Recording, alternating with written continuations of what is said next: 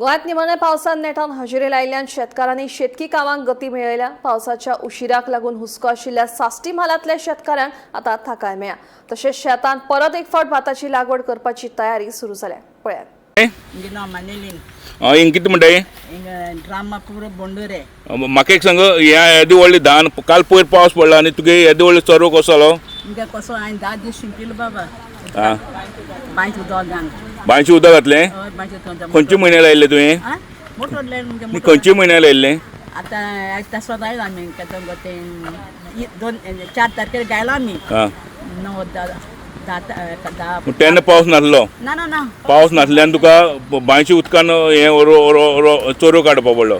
आतां ते तुमी रोयतले आनी ही सगळीं गोंयकारां? ही सगळीं गोंयकार बाबा सदांची येवपाक भायल्यान हाडपा पडना? ना ना ही सगळीं म्हणजे घरची तिंगांची पयसली दुसऱ्या गांवची येताय। गोमंतक टीव्ही खातीर काणकोणच्यान रिपोर्टर सोयरू कोमरपंत।